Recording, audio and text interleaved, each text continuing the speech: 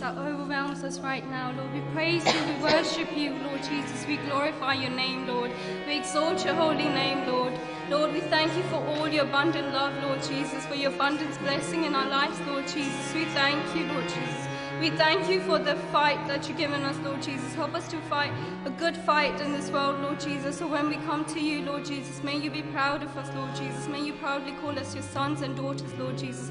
Today, take care of us, Lord Jesus, as we worshiping you, Lord Jesus. Anything that comes out of our mouth, Lord Jesus, any kind of vow we'd make, Lord Jesus, during this worship, Lord, may we be able to obey it, Lord Jesus, and fulfill it that we take in front of you, Lord Jesus.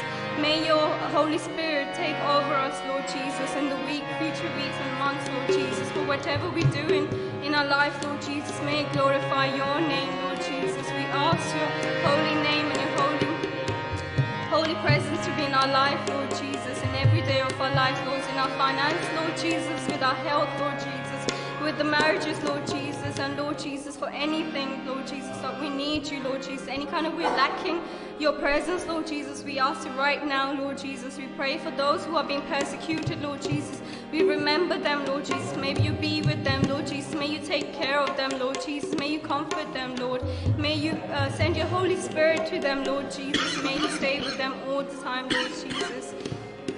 Lord, and as we battle, Lord Jesus, with the devil, Lord Jesus, we ask your presence, Lord Jesus, with our health, Lord Jesus, with our finance, Lord Jesus. We ask you to be with us, Lord Jesus, so we can fight this, so you can fight this battle, Lord Jesus. Lord Jesus, our spirit is willing, but our flesh is weak, Lord Jesus. Take care of us, Lord Jesus, for whatever we say and take vow in front of you, Lord Jesus. Help us to fulfill it, Lord Jesus. We praise you. We bless your holy name.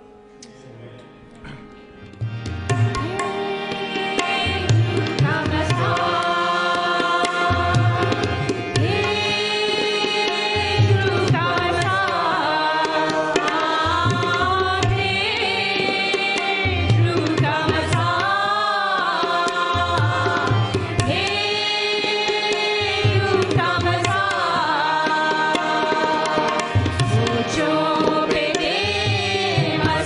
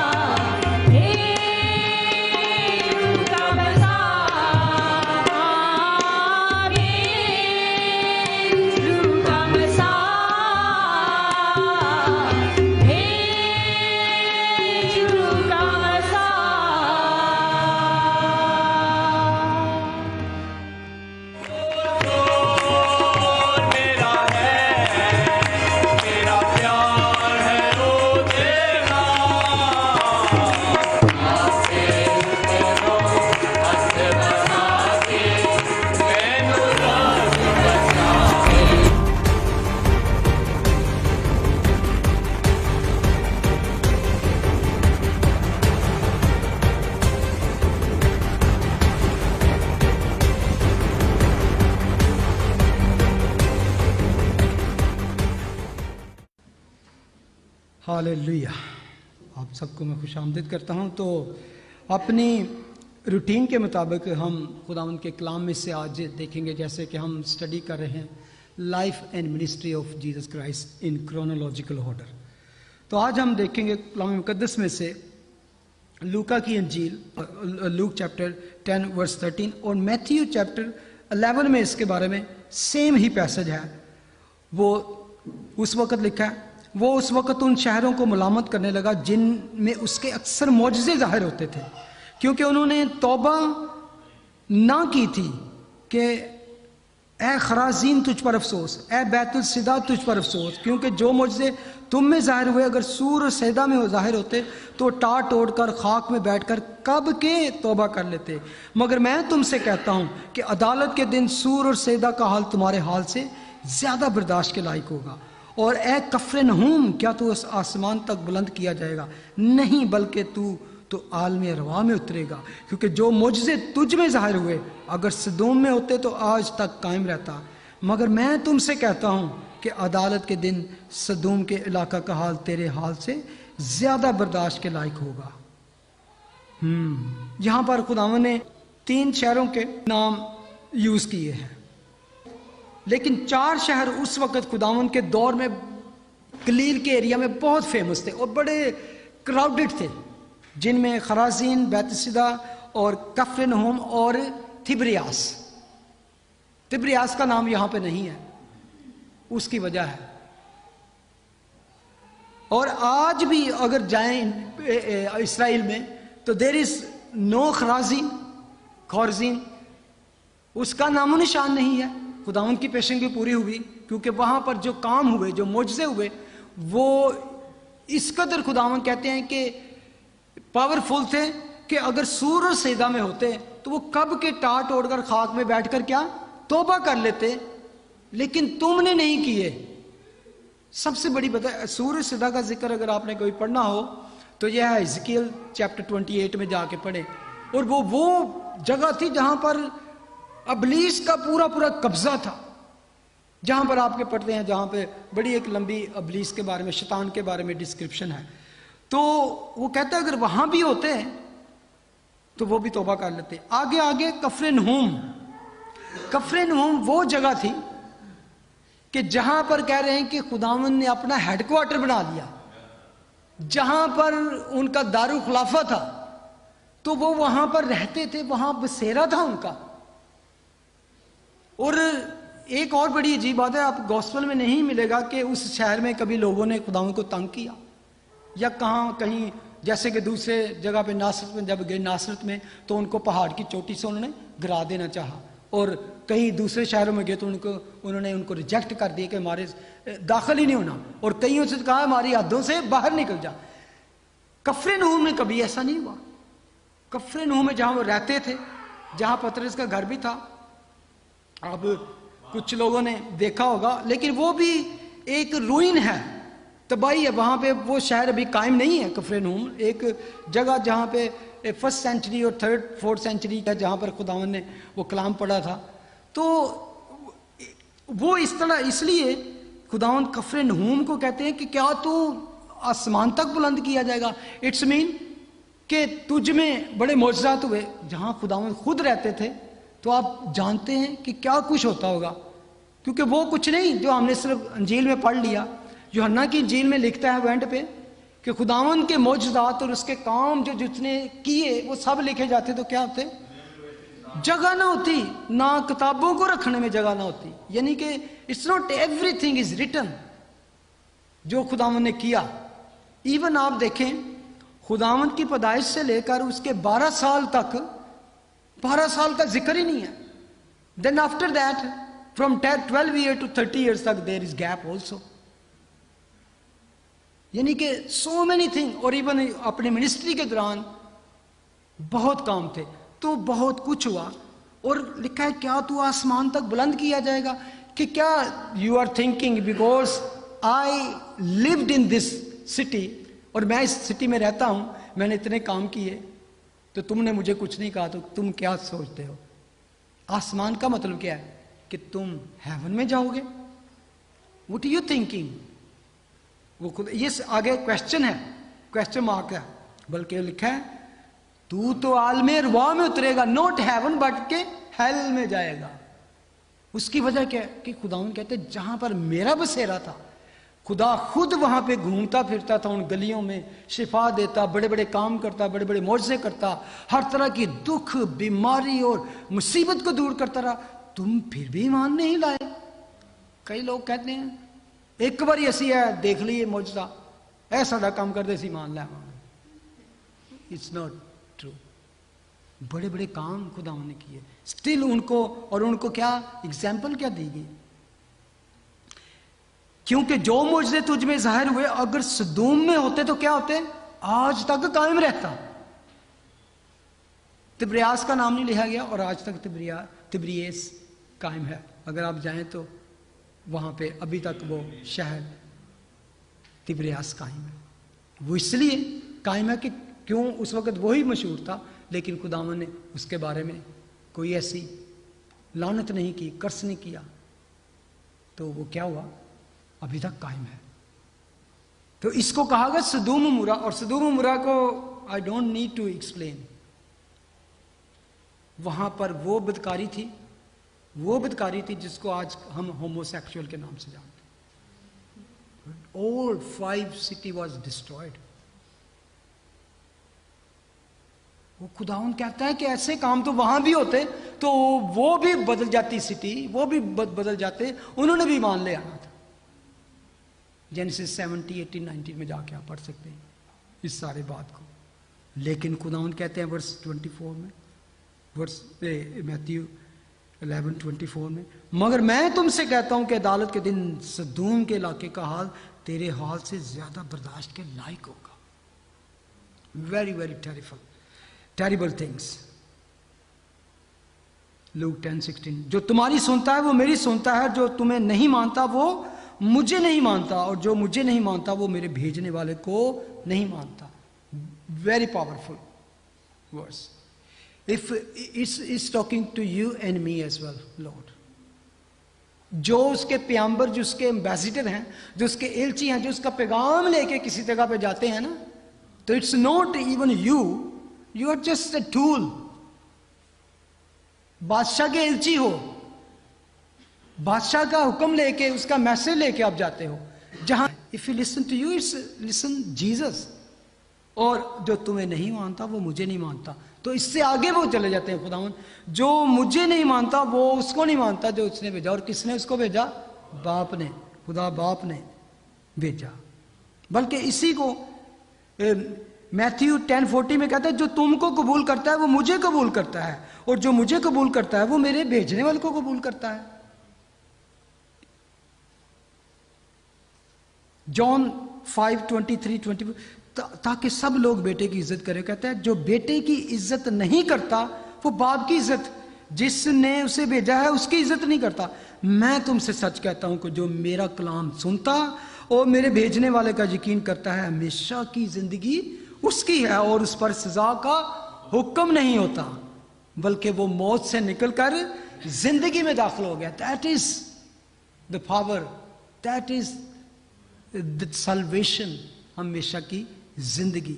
यीशु ने उनसे कहा, अगर खुदा तुम्हारा बाप होता तो तुम मुझसे मोहब्बत रखते, इसलिए कि मैं खुदा से निकला और आया हूं, क्योंकि मैं आपसे नहीं बल्कि उसी ने मुझे भेजा है। जॉन 8:42।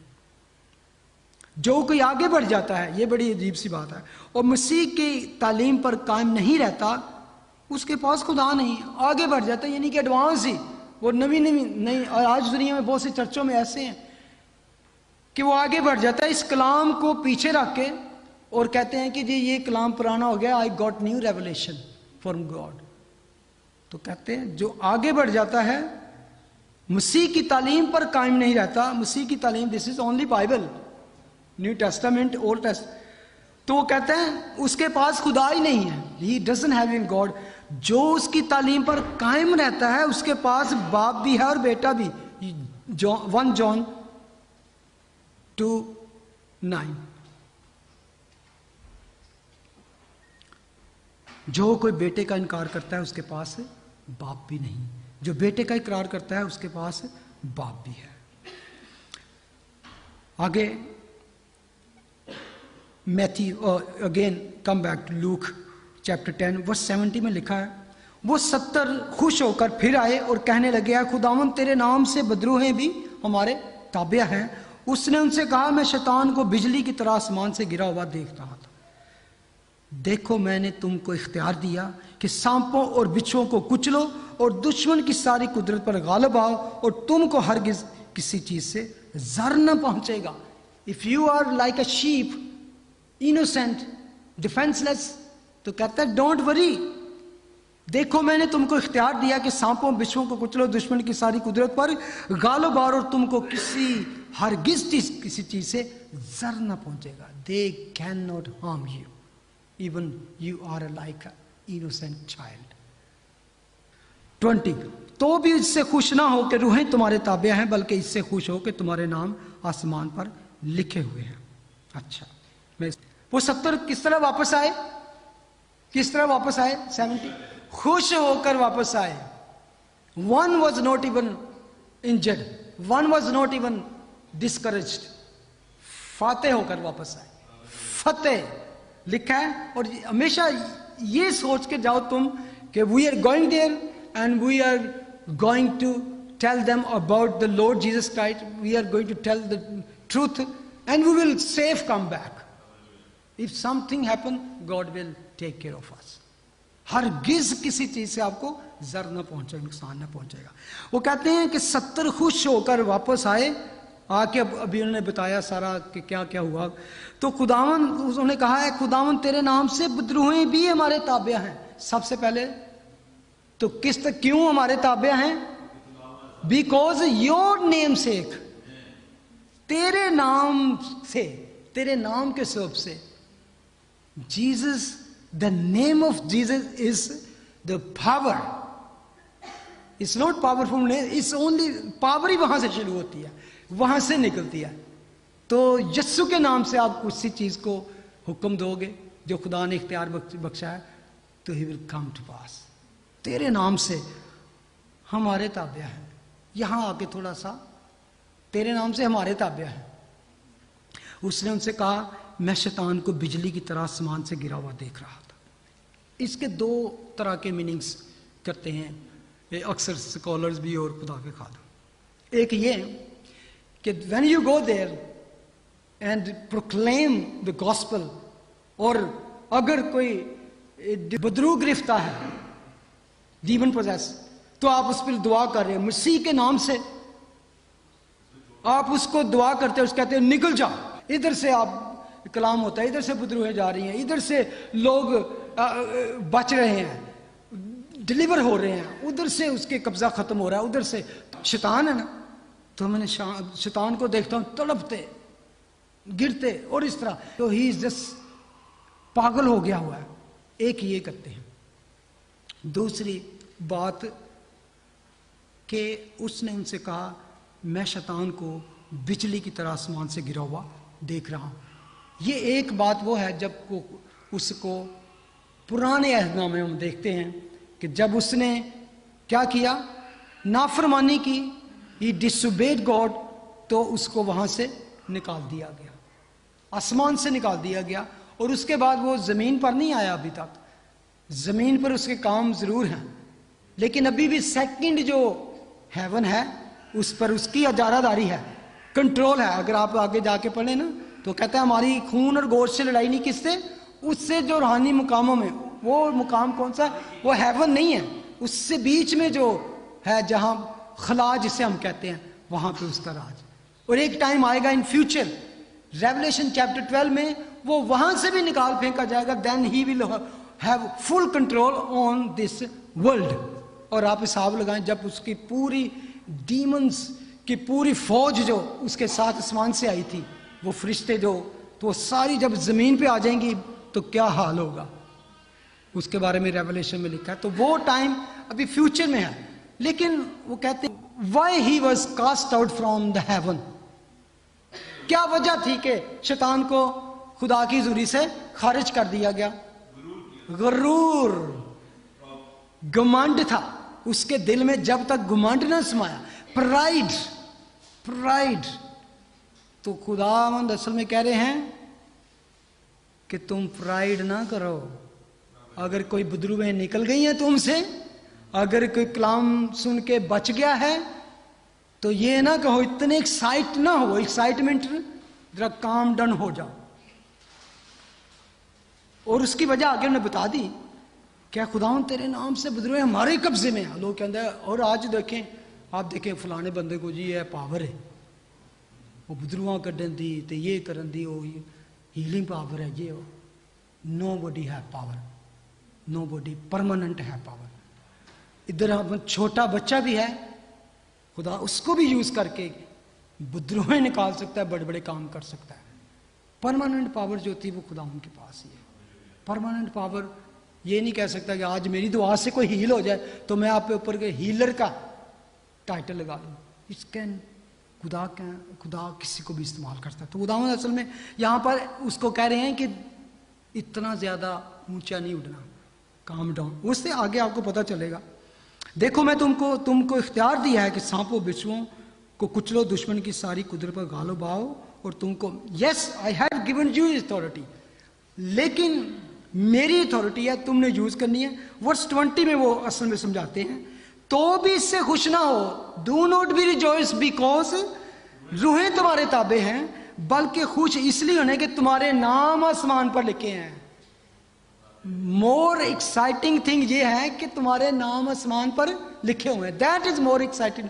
कि आपसे कोई काम हो गया, आपने कोई किसी को आपके जरिए से कोई निजात याफ्ता हो गया, कोई बदरू गिरफ्तार था वो उससे आज़ाद हो गया, तो वो आपकी तारीफ करे तो उसको नो, खुदावंद की तारीफ कर बहन और भाई, मैं तो एक मट्टी का बर्तन हूं, मैं तो एक नाचीज चीज हूं, लेकिन I thank God, I rejoice because my name and your name is written in heaven. सबसे ज्यादा हमें रिजॉइस करने की और खुशी करने की ये है।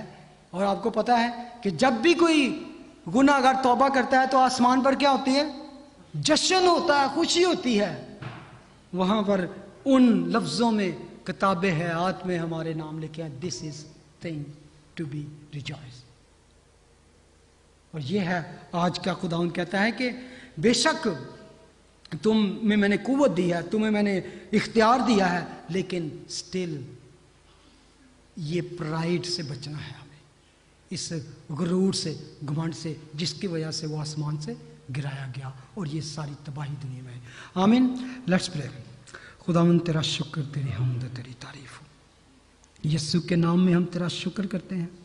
बेशक खुदावन हम न चीज हैं, हम हकीर हैं, हम निकम्मे हैं, लेकिन क्या ही बड़ी खुशी की बात है, क्या ही खूब है खुदावन कि तेरे खून के वसीले से, तेरी उस बड़ी कुर्बानी के वसीले से, तेरे उस फजल और तेरे उस प्यार के वसीले से हमारे नाम आसमान पर तेरे हुजूर लिखे हैं।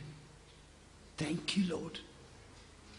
खुदावन हिम्मत दे, ताकत दे, ताकि खुदावन अब से लेकर आइंदा जिंदगी में जो कुछ इस दुनिया में खुदावन हमारे सामने आए, जहां भी तो हमें रखा है, हिम्मत दे, ताकत दे, विजडम दे। जिस तरह तूने इख्तियार अपने लोगों को दिया, उस तरह हमें भी खुदावंद इस काबिल कर कि हम जहां तेरे लिए मुंह खोलें, जहां तेरे कलाम का प्रचार करें, जिनके साथ तेरी कलाम को शेयर करें, खुदावंद वो जिंदगी हम बच सके। खुदावंद सबसे पहले हमें इस काबिल कर खुदावंद, हमें उस डर से, उस खौफ से आजाद कर खुदावंद जो हमारे लिए रुकावट बनता है। हर तरह के खौफ को, हर तरह की रुकावट को, हर तरह के डर को we bind in the name of Jesus, और अपने आप को तेरे आगे सरेंडर करते हैं। अपनी उन कमजोरियों को, हम अपनी उन सारी खराबियों को तेरे हुजूर में रखते हैं, और उसके बदले से हम तुझसे ताकत मांगते हैं, कुव्वत मांगते हैं, वो इख्तियार मांगते हैं जो तू अपने लोगों को देता है। Bless your children, bless this Ecclesia. In Jesus' name we pray. Amen. Thank you. God bless you.